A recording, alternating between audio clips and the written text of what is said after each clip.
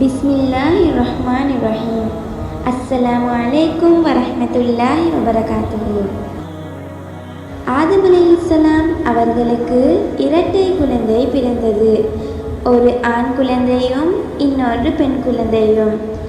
அந்த ஆண் குழந்தைக்கு காபில் என்று பெயர் வைத்தார்கள். பின்பு சிறிது காலம் கழித்து திரும்பவும் இரட்டை குழந்தை பிறந்தது. அதே போன்று ஆண் குழந்தையும் இன்னொன்று பெண் குழந்தையும் பிறந்தன. அந்த ஆண் குழந்தைக்கு ஹாபில் என்று பெயரிட்டார்கள். காபில் மற்றும் ஹாபில் இருவரும் வளர்ந்துவிட்டார்கள்.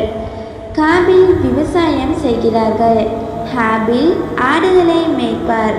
பூமியில் வேறு எந்த பெண்ணும் இல்லாத காரணத்தினால் காபில் உடன் பிறந்த சகோதரியை ஹாபிலுக்கும் ஹாபில் உடன் பிறந்த சகோதரியை காபிலுக்கும் திருமணம் செய்து வைக்கலாம் என்று ஆதம் நபி அவர்கள் முடிவு செய்தார்கள்.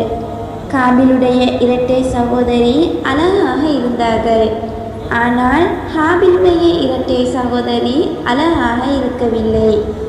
எனவே காபில் இந்த முடிவினால் கோபமடைந்தார். தனது உடன்பிறந்த சகோதரியை திருமணம் செய்யணும் என்று ஆசைப்பட்டார்கள். காபில் ஹாபில் ஆகிய இருவருக்கும் இடையில் பெரிய வாக்குவாதமே நடக்கின்றது. எனவே ஆதம் நபி ஒரு முடிவுக்கு வருகிறார்கள். நீங்கள் இருவரும் ஏதாவது அல்லாஹ்வின் பெயரில் பலியிட வேண்டும் என்று சொன்னார்கள். யாருடையதை அல்லாஹ் ஏற்றுக்கொள்கிறானோ அவருடைய ஆசை நிறைவேறும் என்று சொன்னார்கள். ஹாபில் ஒரு சிறந்த ஆட்டை அல்லாஹ்வுக்காக பலி கொடுக்கிறான்.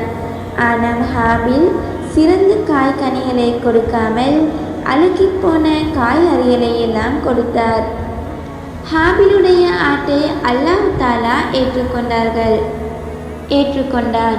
ஆனால் காபிலுடையதை ஏற்றுக்கொள்ளவில்லை. இவை நடக்கும்போது ஆதம் அலைஹிஸ்ஸலாம் அவர்கள் கூடவே இருந்தார்கள். எனவே காபிலுடைய ஆசை நிறைவேறியது. ஒரு நாள் ஹாபிலை காணவில்லை என்று ஆதம் நபி காபிலுக்கு தேட சொன்னார்கள். காபிலும் தேடி சென்றார்கள். காபில் ஏற்கனவே ஹாபில் மீது கோபமாக இருந்தது.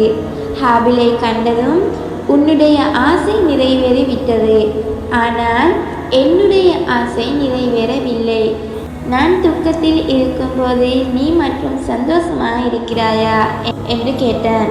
அதற்கு ஹாபில், நான் அல்லாஹ்வுக்கு அஞ்சி இருக்கிறேன். அல்லாஹ்வுக்காக சிறந்ததை வழங்கினேன். அதனால் அல்லாஹ் தஆலா என்னுடைய ஆசையை நிறைவேற்றினான் என்று ஹாபில் சொன்னார். இதனை கேட்டு கோபமடைந்த காபில் ஹாபிலை ஒரு பெரிய கல்லால் அடித்துவிட்டார். தன் சொந்த சகோதரனையே கோபத்தில் கொலை செய்து விட்டார். சில நேரம் கழித்து தான் நான் கொலை செய்து விட்டோம் என்றதை காபில் உணர்ந்தார். மனித இனத்தில் நடந்த இதுதான் முதலாவது கொலை. கொஞ்ச நேரத்திலேயே ஹாபிலின் கோபம் குறைய ஹாபிலை நினைத்து கவலைப்படத் தொடங்கினார். ஹாபிலின் உடலை எப்படி மறைக்கிறது என்று யோசித்து கொண்டிருந்தார். அந்த நேரத்திலேயே 2 காகங்கள் வானத்தில் சண்டை போட்டு கொண்டிருந்தது. அதில் ஒரு காகம் இன்னொரு காகத்தை கொத்தி கொன்றுவிட்டது. எனவே இறந்து போன அந்த காகத்தை பூமியில் பள்ளம் தோண்டி அதில் போட்டு மற்றைய காகம் புதைத்தது.